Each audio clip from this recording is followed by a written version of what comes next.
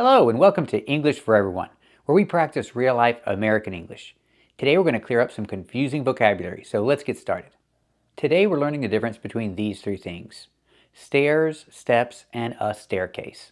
So let's take a closer look. First, these are stairs. They take you from one floor to another floor. Example, he's walking up the stairs. Let's practice. Is he walking up the stairs? That's right, he's walking up the stairs. Now he's walking down the stairs. Let's practice. Is he walking up the stairs or down the stairs? That's right, he's walking down the stairs. So I can say walk up the stairs and walk down the stairs. What if I don't say the? What if I just say upstairs and downstairs?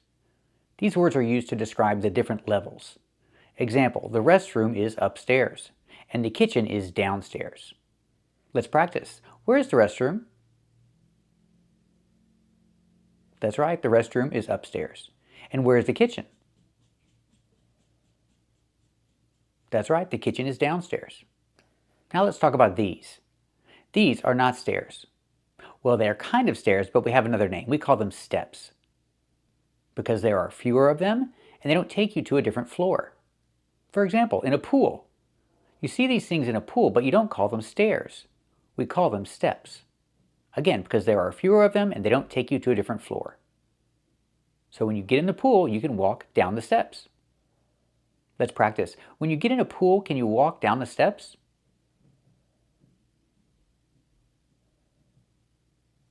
That's right. When you get in a pool, you can walk down the steps. And this is a staircase. It's countable, so we have to say a staircase. Example, if there's a tornado, the safest place to be in a building is in the staircase. It's surrounded by cinder blocks and concrete. It's the safest place to be if there's a tornado. Go to the staircase. Let's practice. Is the staircase the safest place to be if there's a tornado?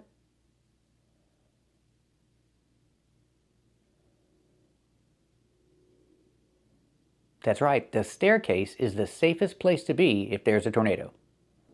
So remember, up the stairs versus upstairs. You walk up the stairs, but the second floor is also called upstairs. And use steps if there are fewer of them and it doesn't take you to another floor. And don't forget a staircase. It's one thing. Thank you for watching, and keep watching to clear up more confusing vocabulary. Today we're going to learn to avoid some common mistakes that I hear from my students every day. Let's take a closer look. First, these two words are confusing. They can both be used as nouns, work and job. The main difference is work is not countable and job is countable. So I cannot say one work and two works, but I have to say a job or two jobs, three jobs. Job is countable, work is not. Let's practice. Does he have a difficult job? That's right, he has a difficult job. I have to say it's one. He has a difficult job.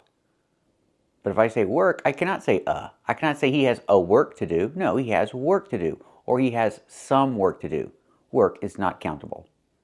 Does he have some work to do?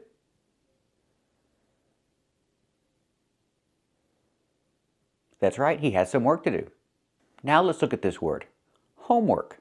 It's the work you have to do for school when you're not in school. Homework. It's not countable. I cannot say a homework, one homework, two homeworks. The word is not countable. So we say any homework or some homework. Example, does she have any homework? And you say, yes, she has some homework. Let's practice. Does she have any homework? That's right, she has some homework. And if it's negative, I use any.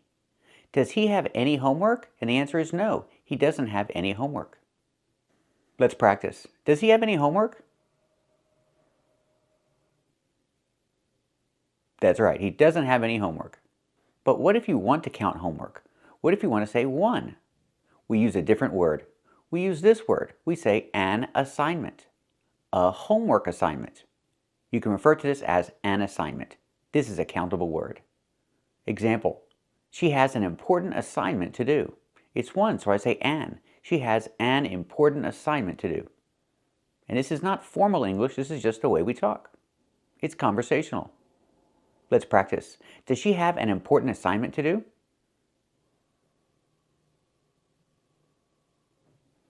That's right, she has an important assignment to do. Now let's talk about this word, housework. It's basically cleaning. Cleaning your house is known as housework. And it's not countable because it has work at the end. I cannot say a housework, one housework, two houseworks. We don't say that. We say some housework or any housework. Example, they have some housework to do. Let's practice. Do they have any housework to do? That's right, they have some housework to do. Or the negative, they don't have any housework to do. They're relaxing because they don't have any housework to do. Let's practice. Do they have any housework to do?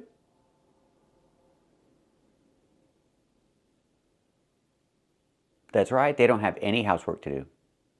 But what if I want to count housework? We use a different word, chore. You can have a chore, a big chore. That's referring to housework, cleaning your house. Or any work around the house can be a chore. Chore is countable. You can do one chore, two chores, three chores. Example, it was a big chore. I cannot say it was a big housework. Housework is not countable, so I use the word chore. It was a big chore. They cleaned the garage and it was a big chore. Let's practice. They cleaned the whole garage. Was it a big chore? That's right, it was a big chore. And this word, paperwork. Again, we see work, so we know it's not countable. I cannot say a paperwork or two paperworks. We don't say this. Some paperwork, any paperwork. It's when you have to fill out papers. Remember the phrasal verb, fill out. Use fill out when you talk about paperwork. You fill out forms, you fill out applications. That's paperwork. You fill out paperwork. Or you can say do. You do paperwork. Example, he's doing some paperwork. If I ask the question, is he doing any paperwork today? Yes, he's doing some paperwork today. Let's practice. Is he doing any paperwork today? That's right, he's doing some paperwork today. And the negative, is he doing any paperwork today? No, he's not. He's not doing any paperwork today. Let's practice. Is he doing any paperwork today?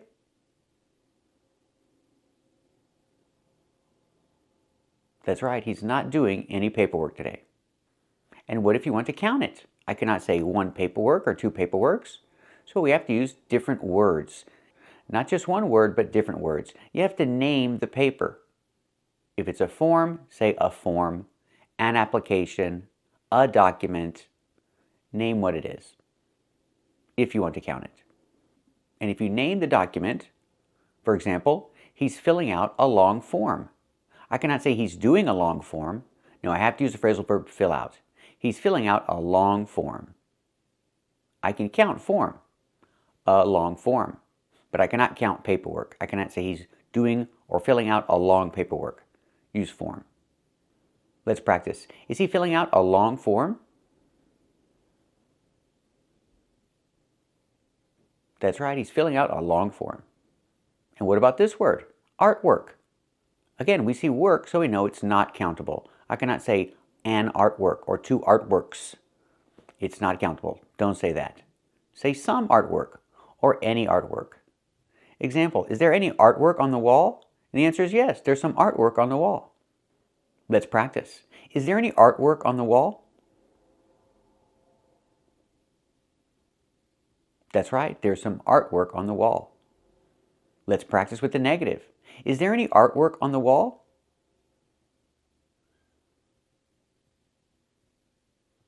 That's right, there's not any artwork on the wall. So that leads us to the question, can you ever count work? Can you ever say a work or two works? Yes, you can. And we do it here. If you want to count artwork, you can say a work of art. It's countable. Two works of art. A work of art. Three works of art. Work is countable in this case if you want to count art. But remember, don't say artworks.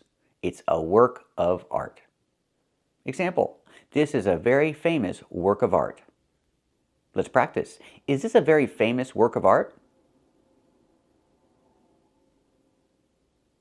That's right, this is a famous work of art. Or maybe a work of fiction. A novel is a work of fiction. That means the story is not real, it's made up. It's a work of fiction. A novel is a work of fiction. Example, this is a very famous work of fiction.